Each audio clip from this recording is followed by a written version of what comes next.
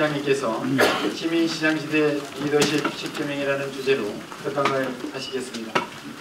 연말이라 무척 바쁘신 중에도 특별히 강의실 있으셨죠 좀 전에? 네. 제가 뭐 국제회의에 참석을 많이 해봤는데 이렇게 선진국에서 하는 회의를 가서 보면요, 회의부터 이 나라가 이렇게 잘 살게 되는 이유가 있구나 이런 생각을 하게 됩니다. 보통 이렇게 일방적으로 하는 강의보다는 사실은 뭐 토론식 이런 게 참 많은데 그 중에 얘기만 하면 재미가 하나도 없잖아요. 그래서 중간에 이런 여러 가지 뭐 작은 이벤트들이 많더라고요. 그래서 그 중에 이제 아까 우리 정진섭 주무관님인가요? 네. 지금 계세요? 네. 어디 계세요? 네. 손 들어보세요. 저 뒤에 계시나요? 네. 네. 근데 이게 마지막에 왜 함성을 너무 질러봤잖아요. 좀 평소에 뭐 이렇게 소리 지르는 일이 없으시죠? 네. 스트레스만 받으시잖아요. 그런 걸 한번 날려보내는 의미에서 한번 하시는 것도 좋습니다. 그걸 이제 그 사람들은 라이언스로, 그러니까 사자의 포효 이런 얘기거든요. 우리 한번 해볼까요 다시? 예. 혹시 이 소리에 놀라갖고 서울 시민들이 여기 다 몰려올지도 모르니까요. 네, 그래도 좋습니다. 한번 여러분이 지를 수 있는 만큼 크게 뭐 어떤 소리 개선을 지어도 좋습니다. 시작! 그래갖고 여러분, 아직도 이게 안 들려 계신 것 같아요. 한 번만 더. 시작!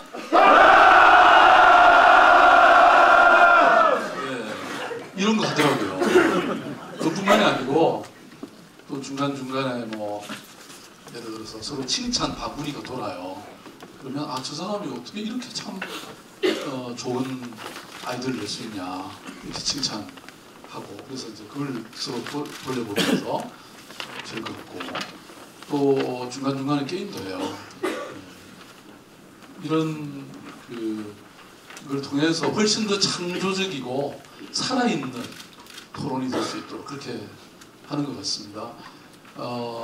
좀 제가 여기 첫날부터 보니까 너무 딱딱하게들 얼어있는 자세로 이렇게 계시더라고요. 네, 앞으로 이제 우리가 그렇게 하지 맙시다.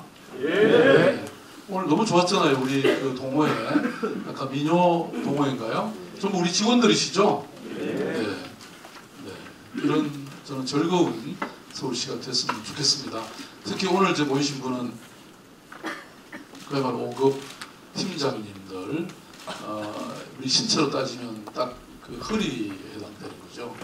중간에서 위도 받치고 또 아래도 건강하게 튼튼하게 버틸 수 있는 버팀목이 바로 오늘 모이신 팀장님 여러분들이라고 생각합니다.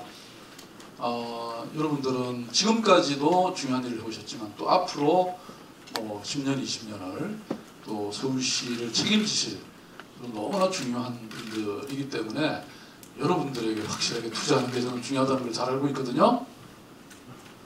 박수도 없으시라고.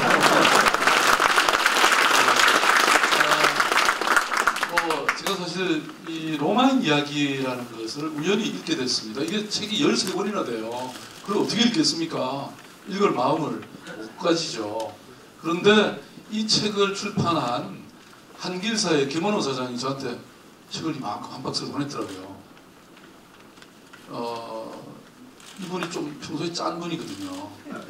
근데 그걸 보냈어요. 그래서 제가 이걸 안 읽을 수가 없죠. 왜냐면 그렇게 책을 시오노 나나미라고 하는 그 이태리에 살았던 그 일본인 작가가 쓴 책이 수십 권이 돼요. 그래서 그 책을 몽땅 보냈는데 그걸 제가 다음에 만날 때 뭔가 얘기를 한마디는 해야 되잖아요.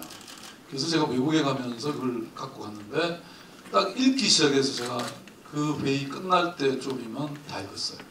너무 재밌습니다. 그 로마 고대 왕국이잖아요. 그래서 아주 오래전에, 그것도 저 먼 서양의 얘기인데 재밌습니다. 그래서 제가 이 얘기를 이제 여러 사람들한테 하고 다녔어요. 그랬더니 인간개발연구원이라고 하는 여기 장 누구죠? 회장님? 그 정도는 알고 계시는데 네, 이분이 듣더니 그러면 그거 갖고 우리 한번 강연 시리즈를 만들어보자. 그래서 로마인 이야기를 통한 뭐 CEO들의 로마인 이야기 읽기 이런 모임이 시작됐어요. 제가 한 두세 번 강의를 했었는데 그리고 나서는 그게 MBN 그 방송에 연재가 됐어요. 연속 이 방영이 됐다고요. 그러니까 아마 저 때문에 이 책이 수만 질이 팔렸을 겁니다. 여러분 이렇게 투자하는 겁니다. 네? 미끼 상품을 갖고 이렇게 사람들이 몽땅 끌려오게 만드는 이런 게 진짜 마케팅이죠. 제가 여러분 이 로마의 이야기를 보면요. 원래 이 로마라는 게 작은 언덕에 있는 작은 부족 국가였습니다. 그런데 이 로마가 점차 이태리 반도를 전부 정복하고 여러분 잘 아시는 카르타고 한니발하고 여러분 아시죠? 포에니 전쟁을 통해서 이 북부 아프리카 일대를 다 점령했죠. 그 다음에 뭐 그리스라든지 오늘날의 이 터키 지역 다 정복했죠. 그 다음에 여기 옛날에 고을이라고 하는 지역이었는데 이게 프랑스와 독일을 차지하고 있습니다. 그 다음에 여기 에스파냐 지역, 심지어는 이 도버 해협을 건너서 이 스코틀랜드 지역 직전까지 이게 헤이드리언 월이라고 합니다. 여기에 여기까지 점령했습니다. 보통 여러분 이게 팍스 로마나 로마가 세계를 지배했던 그 시대를 그렇게 부르죠. 왜 이런 것이 가능했을까? 저는 우리가 참 배울 게 많다고 생각합니다. 첫째는 이 로마 사람들은 누구로부터도 언제 어디서 배우는 사람들이었습니다. 제가 여기 몇 가지 인용을 했는데요. 이게 이제 여러분 시저 아시죠? 시저 카이사르 그죠? 이 사람이 원로원에서 연설했던 연설문이 그대로 남아 있습니다. 보세요. 원로원 의원 여러분, 우리 조상들은 용감하면서도 분별을 잊지 않았습니다. 그들은 좋은 것이라면 외국인한테서도 그리낌 없이 배웠고 그것을 방해하는 오만함은 갖고 있지 않았습니다. 삼리움족한테는 공격용과 방어용 무기를 도입했고 에트루리아인한테서는 관직의 표장을 도입했습니다. 동맹국이든 적대국이든 가리지 않고 좋다는 게 여겨지는 게 있으면 망설이지 않고 도입한 것입니다. 제가 이제 어느 과장님한테 이런 얘기를 했습니다. 이거 한번 조사해 보시고 뉴욕에 이거 아주 좋은 제도가 있으니까 한번 보시죠. 그랬더니 저한테 답은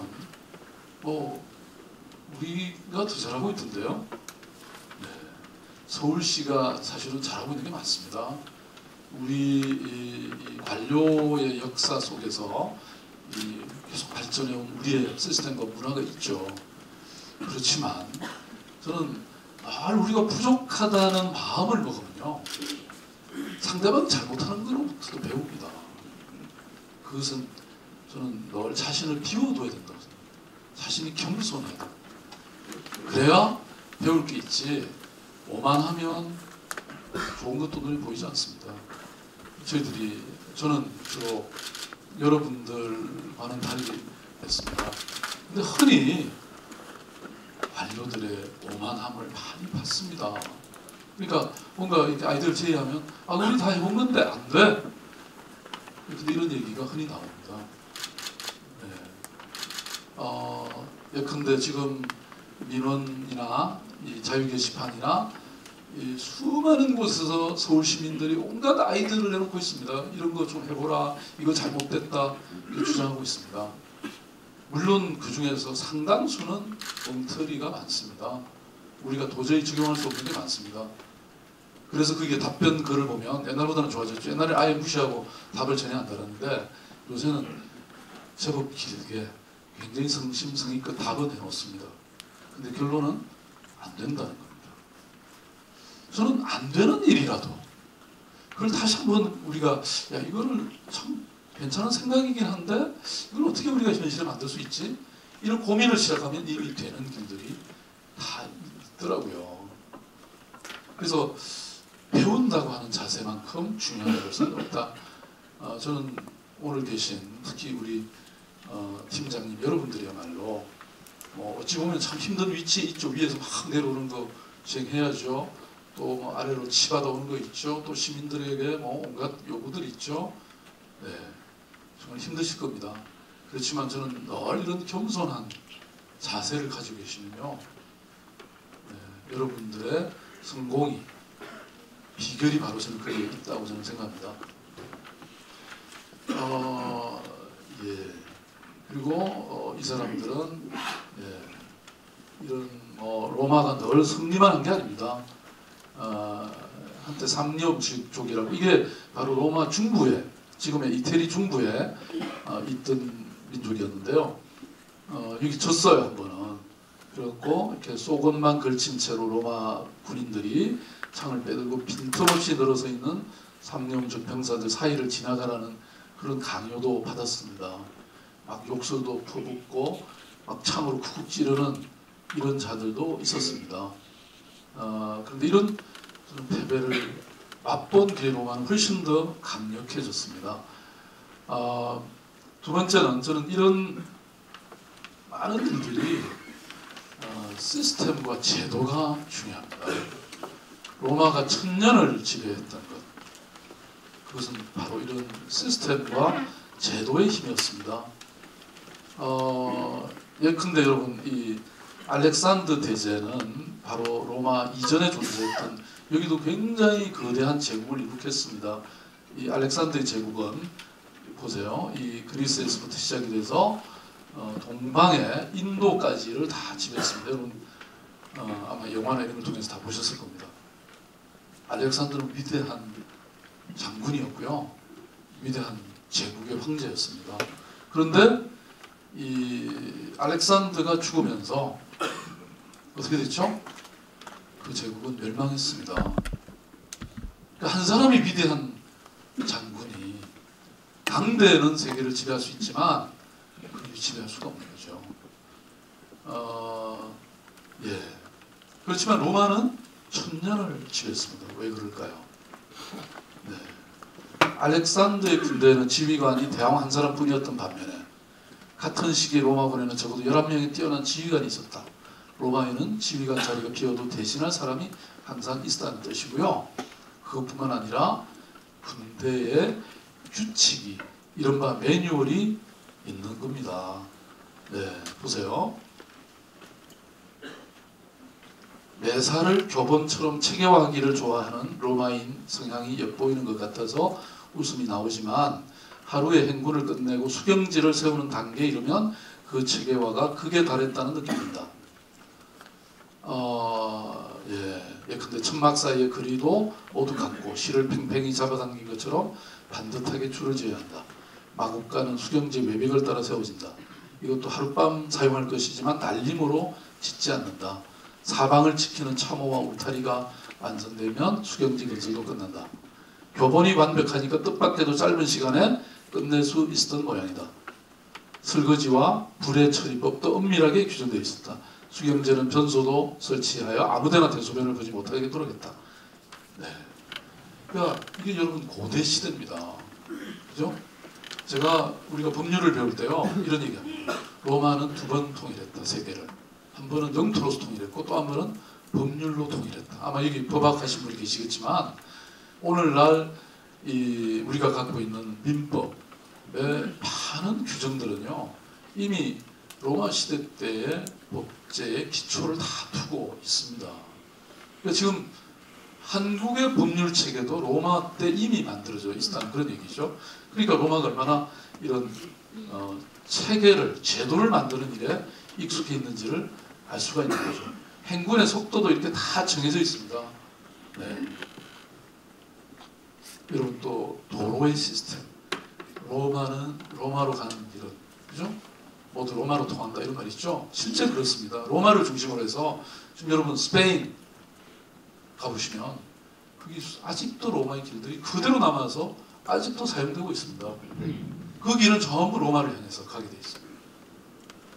유럽도 마찬가지, 모든 유럽이 다 마찬가지입니다. 길도 하나의 시스템이죠. 네. 네. 로마법 정치인이라는 얘기. 그 다음에 세 번째는 일은 누구에게 맡기면 일단 끝까지 맡긴다는 원칙입니다. 여러분 전투 중에는, 전쟁 중에는 말을 갈아타지 않는다 이런 말 있지 않습니까? 그 말이 바로 여기서 나온 것입니다. 네. 마키아벨리조차도 칭찬을 아끼지 않았다는 것이죠. 그래서 군사령관을 겸임하는 집정관에게 일단 임무를 줘서 내보낸 뒤에는 원로원조차도 작전에 간섭하지 않는 것이 관례였다. 임지에서 전략이나 작전을 짜는 것도 완전히 집정관에게 이름되어 있었다. 네. 아니 한 번 졌다고 바로 그것을 헤매버리면 어떻게 되는 거죠? 네. 현장에 있는 사람이 가장 잘 아는 거죠. 네. 네 번째는 역시 사람들의 소리를 듣는 것이 너무나 중요합니다. 이런 얘기를 합니다. 강대한 권력을 부여받은 황제는 어떻게 행동해야 하는가? 소플리니우스는 이렇게 말한다. 주인으로서가 아니라 아버지로서, 전제군주가 아니라 시민의 한 사람으로서. 이어서 원로원과 함께 제국의 양대 주권자인 로마 시민권 소유자에 대한 언급이 이렇게 나온다. 당신이 위임받은 통치권은 국익을 지키는 데 행사되어야 하지만 그 국가는 시민 모두의 것입니다. 따라서 황제는 시민의 목소리에 귀를 기울일 의무가 있습니다. 그래서 로마사의 가장 위대한 황제 중에 한 사람이었던 트라이아누스 황제, 또 아드리아누스 이런 사람들이죠. 이런 사람들은 어떻게 행동했는지 한번 보여드릴게요. 아드리아누스가 제사를 거행하러 신전으로 가는 길에 한 여자가 황제를 불러세웠다. 여자는 황제에게 뭔가를 청원하려고 길목에서 기다리고 있었던 것이다. 아드리아누스는 지금은 시간이 없다고 대답하고 그냥 지나가려고 했다. 그러자 여자는 황제의 등에 대고 외쳤다. 그러면 당신은 통치할 권리가 없습니다. 아드리아누스 황제는 발길을 돌려 여자에게 돌아와서 이야기를 들어주었다. 지금 민선 시기인 오늘날 제가 어디를 가는데 사람들이 막 달려듭니다. 하루에도 제가 여러 통의 연애 편지를 받습니다. 러브레터를 민원인들로부터. 오늘 좀 전에 제가 너무 무거워서요 빼놓고 왔습니다. 근데 우리 공무원들은 다 그런 사람들 저 앞에서 제지합니다. 네. 물론 제가 지난번에 한번 얻어맞았잖아요. 네. 물론 위험으로부터 저를 보호하려는 취지는 아니지만 심지어 이 로마 황제 시절에도 시민들의 얘기를 들었는데 서울시장이 어떤 시민들로부터 얘기를 못 듣겠습니까? 네? 여러분들은 또 마찬가지 아닙니까? 네. 가슴 아파하고 고통받는 시민들의 얘기를 들어야죠. 들을 책임이 저희들에게 있습니다. 네. 저는 관계라는 것이 참 중요합니다. 사람과의 관계. 요즘 저는 국영수만 배워서 1등 하는 것만 배우는 우리 아이들, 저는 그런 아이들이 사는 대한민국은 미래가 없습니다. 사람과의 관계를 할 줄 모르잖아요. 그러니까 뭔가 큰 고통이 떨어지면요 절망합니다. 아동 자살률이 높은 거 여러분 아시잖아요. 팀워크를 갖출 줄 몰라요. 저는 서울시 공무원의 앞으로의 채용 시험에는 공부 잘하는 거 소용없습니다. 한때 여러분 버클리 대학, 미국의 명문 대학이잖아요. 버클리 대학에서는 예컨대 일정한 점수 이상은 절대 뽑지 않는다. 이런 원칙을 세웠던 적도 있습니다. 공부 잘하는 사람 문제가 좀 있습니다. 저도 공부를 좀 잘했거든요. 그런데 자기만 아는 이기주의자일 가능성이 많습니다. 저는 사람들의 고통을 이렇게 볼 줄 알고 헤아릴 줄 알고 베풀 줄 아는 그런 사람이 중요합니다. 특히 공무원이, 공직자가, 공복이 뭐 하는 일입니까? 결국 시민들에게 서비스하는, 요새 서브 클래스 이런 말도 쓰거든요. 서빙 데모크라시, 봉사는 민주주의다 이런 거죠. 네, 공무원이 권력의 자리가 아닙니다. 시장이 권력을 누리는 자리입니까? 네, 늘 힘든 자리고요. 사람들 눈에 보이지 않아도 그 소리를 들을 수 있는 그런 자리여야 된다고 저는 생각하고 있습니다. 말을 그냥 형식적으로 듣는 것이 아니라 깊이 귀 기울여 들어야 됩니다. 또 사람은 말로만 표현하는 게 아닙니다. 말 못하는 사람도 많습니다. 어제 제가 시후에 저희 선배 공무원들 제가 뵀습니다. 점심을 같이 했습니다. 그분 중에 어떤 분이 이런 말씀하시더라고요. 지하 시설, 우리 하수구 여기 여러 시설들 있잖아요. 말 못하는 그 지하 시설에도 귀를 기울여라 이런 말씀하셨습니다. 제가 너무 가슴 깊이 들었습니다. 그 지하 시설 말 못하고 있잖아요. 그렇지만 저희들은 그걸 듣고 볼 수 있고 그걸 개선할 수 있어야죠. 문제가 생기기 전에. 그리고 말씀드린 것처럼 아니 시민들이 여러분 물론 이해는 갑니다. 여러분 민원인들 와서 뭐 시비 걸고 때로는 뭐 말도 안 되는 주장을 하는 사람들 많이 있죠. 때로는 조금 정신이 나간 분들도 계세요. 다 압니다 제가. 그렇지만 들으셔야 돼요. 성의를 다해서. 그리고 듣다 보면요. 이런 긍정적인 생각으로 듣다 보면 실제로 좋은 아이디어를 많이 얻습니다. 네. 저는 아마 많은 분들이 인정하시기를 제가 대한민국에서 아이디어가 제일 많은 사람입니다. 근데 그 아이디어가 제 겁니까? 저는 제 게 아닙니다. 듣는 데서 나오는 겁니다. 하루에 여러분 10분의 민원인들로부터 아니면 동료로부터 아니면 뭐 책을 통해서라도 귀를 기울이면요 정말 좋은 정책들이 나올 거라고 저는 생각합니다. 네, 사실 쉽지는 않지만 자기가 잘났다고 생각하고 자기가 최고로 중요하다는 생각을 해버리면 이미 벌써 들릴 수가 없습니다. 네. 그리고 저는 좋은 자리를 양보하고 늘 가장자리 뒷자리에 서라고 우리 제가 일했던 단체들의 직원들한테 얘기합니다. 특히 다른 단체와 함께 일할 때 늘 뒷줄에 서라. 그리고 가장 옆자리에 서라. 근데 카메라는 늘 저한테 오더라고요. 왜냐? 누가 중요한 일을 하는지 누가 진심을 갖고 있는지 다 압니다 여러분. 네? 이번 선거 과정에 여러분 제가 TV 토론 완전히 엉망으로 한 거 아시죠? 말을 잘 못하겠더라고요 이게. 네. 근데 사람들은 진심을 알아차리잖아요. 네. 저는 이런 진정성 결국 상대방을 이해하고 자기가 낮은 곳으로 가는 그런 자세에서 나온다고 저는 생각합니다. 네. 그래서 제가 우리 아름다운 재단 간사들이나 이런 사람들한테 기가 따갑게 제가 했던 얘기 이런 겁니다. 아침에 일어나서 회원들이 있는 이 장터에 회원들이 있는 사방을 향해서 매번 절하고 하루를 시작해라. 우리한테 매번 회비를 내주시는 분들한테 아침에 일어나서 왜냐면 사방에 사니까 여러분 아침에 일어나셔서요 시민들을 향해서 매번 내 방향을 향해서 절하십시오. 네? 네. 108배 하셔도 좋습니다. 네. 운동이 되니까요. 네. 그리고 네. 사소한 생각 행동을 놓치지 마라. 네. 제가 이런 일이 있었습니다. 그때는 제가 처음이었는데 사무처장 시절이었는데요. 어떤 분이 저한테 왔어요. 뭐 일이 있어서 찾아왔어요.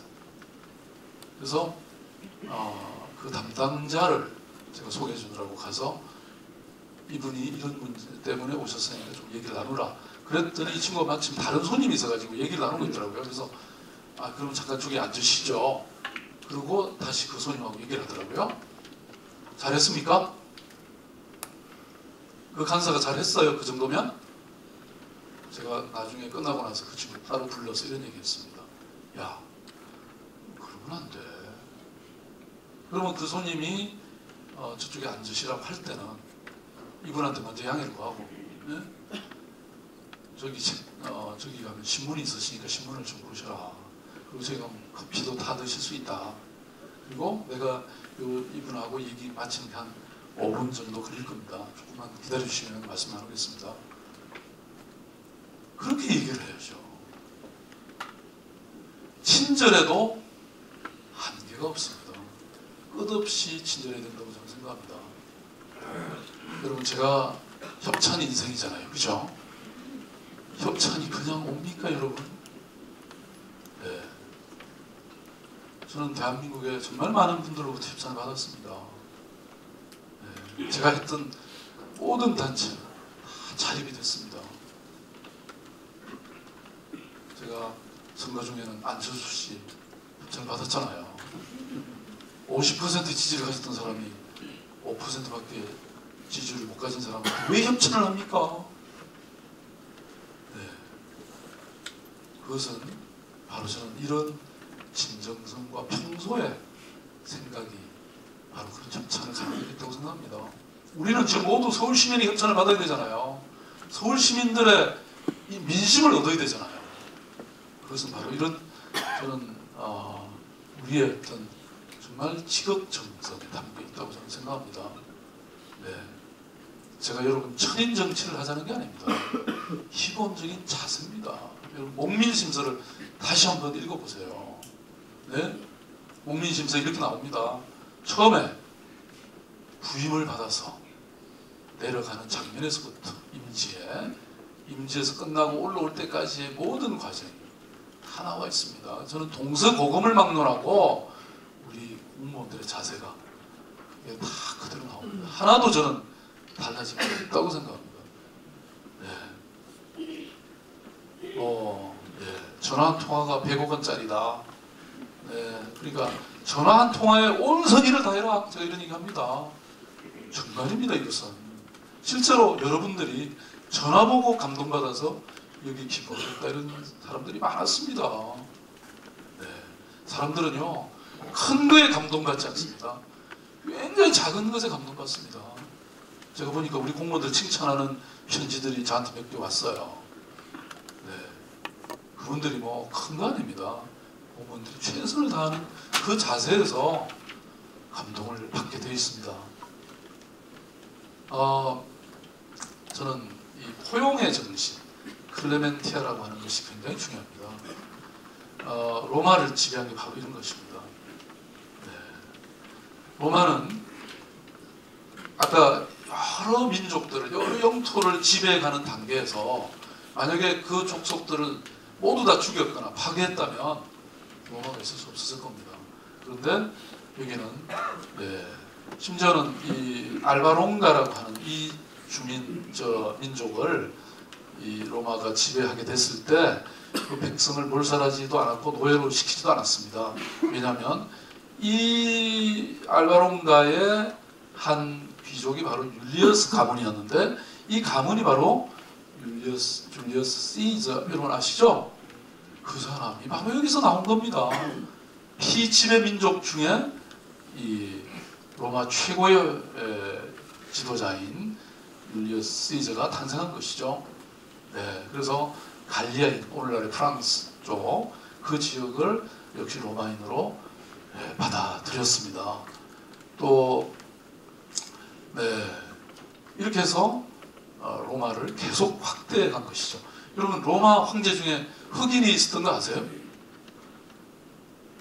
아까 북아프리카도 로마의 영토였잖아요. 그러니까 그 길을 지배하게 됐을 때 그 중에 여러 이 사람들을 원로원, 의원으로 또는 일반 시민으로 편입을 시켰거든요. 근데 그 사람들 중에 로마 황제까지 탄생한 겁니다. 네. 저는 한 조직이 커지려면 많은 사람들을 자기의 영역 안으로 끌어들여야 된다고 저는 생각합니다. 여러분 개인도 마찬가지입니다. 여러분 주변에 여러분들의 서포터즈들을 끊임없이 확대해가야 됩니다. 혼자서 독불장군은 없습니다. 혼자서 똑똑한 것은 한계가 있습니다. 여러분 주변에 여러분들의 업무에 관련해서 이렇게 지원하고 조언하는 사람들을 만들어주세요. 제가 보면요 이런 일들이 많습니다. 제가 공주시에 가서 강연을 한번 한 적이 있습니다. 그랬더니 그 공주시에 어떤 개장한 사람이 지금 누구죠? 이어령 씨. 이어령 씨면 여러분 참 대한민국의 가장 명사 중에 한 분 아닙니까? 그 사람을 공주까지 쉽게 모시고 할 수 있겠어요? 사람들이 아예 엄두도 안 냅니다. 그런데 유명한 사람일수록요, 가서 10번만 가면요 무조건 들어주게 돼 있습니다. 10번이 뭡니까? 이분이 직접 찾아갔대요. 이어령 씨를 찾아갔더니 뭐 너무나 좋아하면서요 3시간이나 이 사람 자꾸 얘기했대요. 훌륭하다고요. 특히 저 멀리 있는 지방 공무원, 하급 공무원 그런 사람이 자기를 찾아와서 그럴 때 거절할 수 있는 사람이 잘 없습니다, 여러분. 네. 여러분들이 마음만 먹고 용기를 내면 못할 일이 없습니다. 사람들은 미리 포기하고 말죠. 예. 사실 마찬가지입니다. 폼페이우스를 무찌르고 귀국한 시저가 시정의 기본 방침으로 만든 것이 바로 이 관용이라는 정신이었다는 거죠. 네. 그리고 용서하고 기회를 다시 주는. 특히 적에게 포로로 붙잡혔던 사람이나 사고 책임자에게 다시 지휘를 맡기는 것. 네. 근데 왜 이렇게 되냐면요.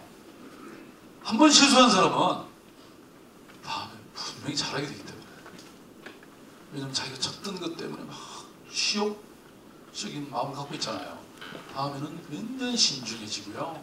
잘하게 되어 있습니다. 네. 저는 우리 공무원들이 저지르는 실수 제가 다 용서해 드릴 수 있습니다. 그러나 용서할 수 없는 게 딱 하나 있습니다. 그것은 부정하고 비리를 저지르고 또 공정하지 못한 것입니다. 지금 이번에 제가 서울시장이 되고 나서 서울시의회가 제기했던 여러 문제들에 대해서 지금 감사를 하고 있는데 저는 공직자로서의 기본이 안 된 일들이 많이 있었습니다. 제가 아까 말씀드렸죠. 이건 권력을 누리는 자리가 아니라고요. 근본이 안 돼 있는 사람들은 어쩔 수가 없죠, 여러분. 실수는 얼마든지 용서할 수 있습니다. 그러나 의도적으로 한 부정행위는 절대로 용서할 수 없습니다. 저는 그것은 지금보다 훨씬 더 저는 강화된 형태로 엄벌할 생각입니다. 우리가 업무를 하다가 최선을 다하다가 모든 공정한 기본을 가지고 하다가 실수한 일은 저는 용서할 것입니다. 심지어 제가 감사원에서 문제 삼아서 징계하라고 내려온 사람 그분이 어떤 정책을 바꿨더라고요. 그래서 내가 그거 다시 조사를 하겠습니다.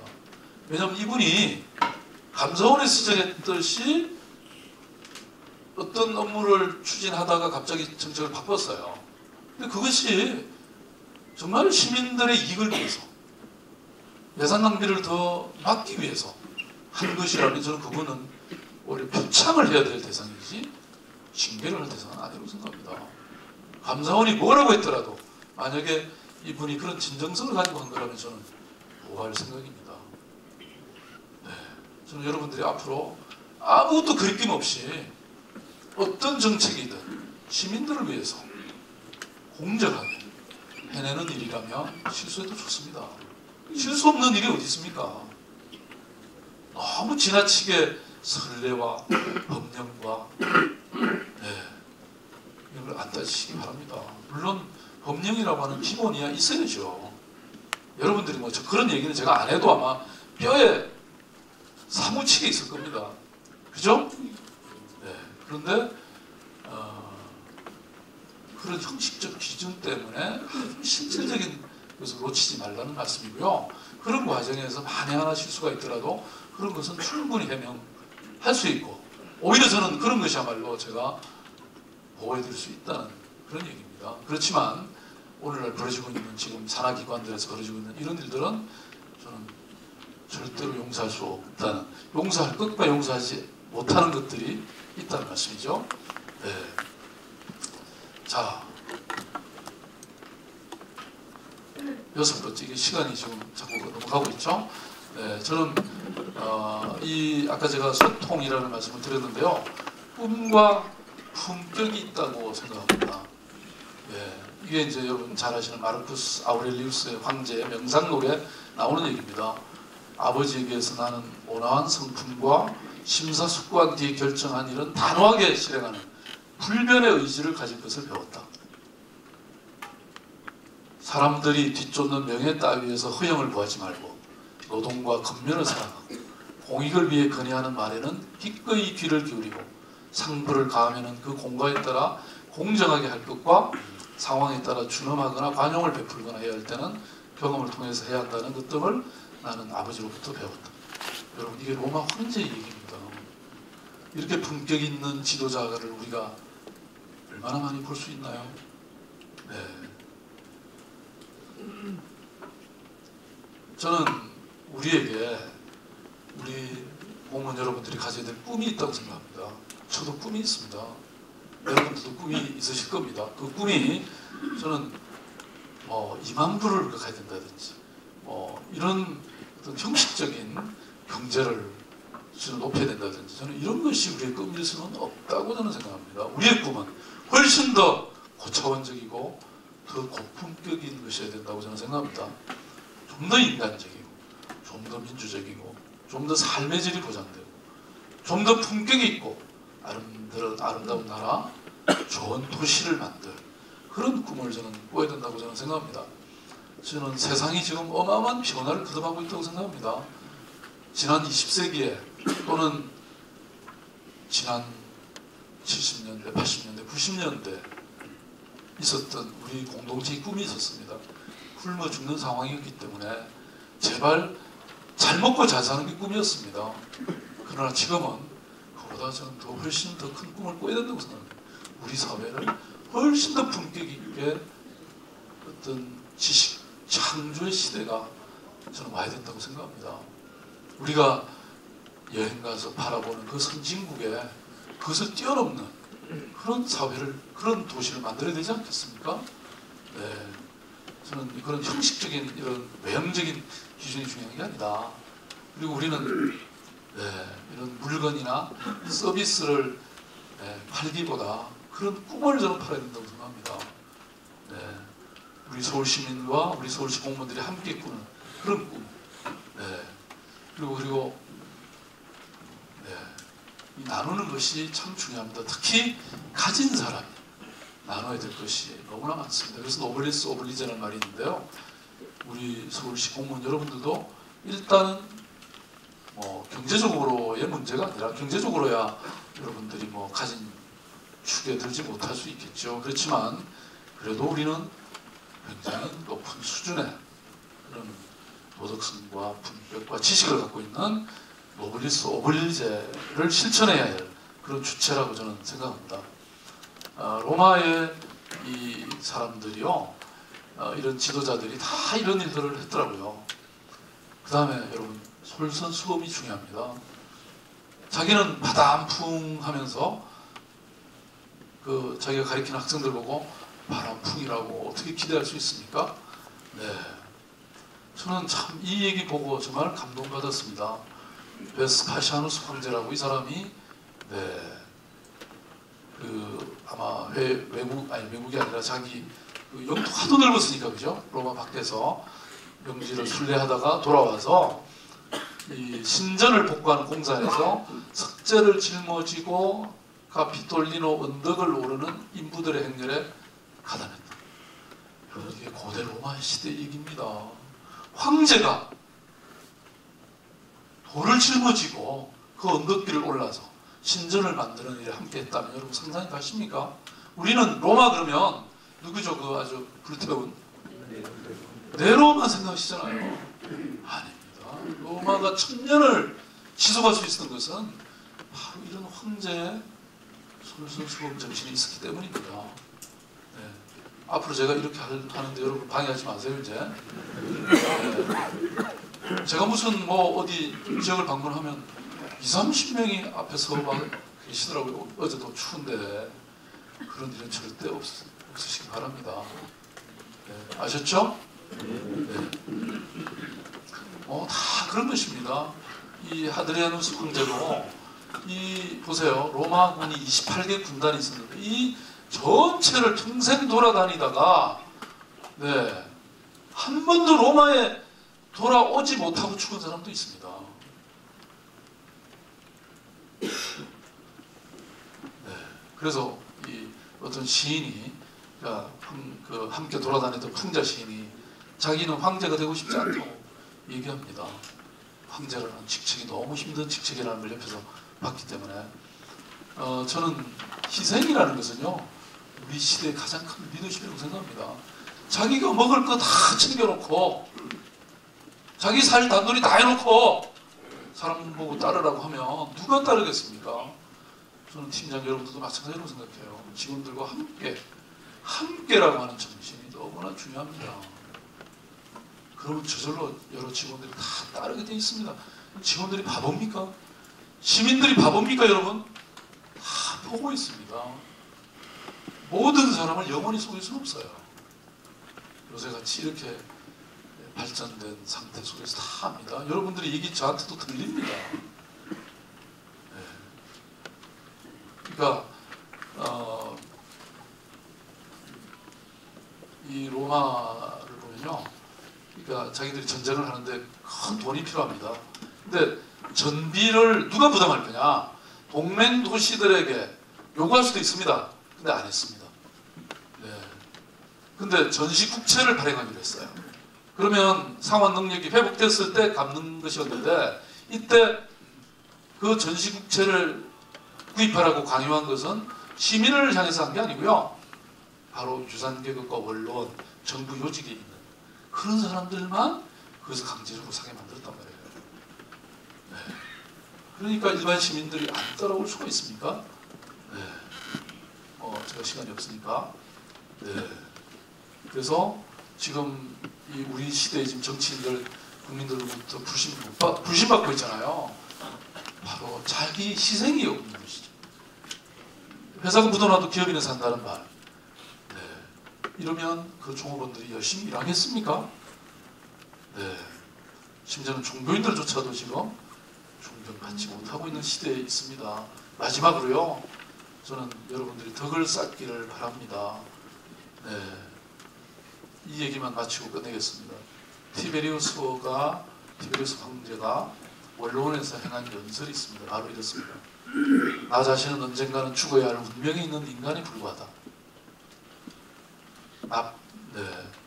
제국의 평화 유지에 그리고 국익을 위해서라면 나쁜 평판에도 굴하지 않고 해낸 것도 후세는 평가해 줄까? 평가해 준다면 그것이야말로 나에게는 신전이다.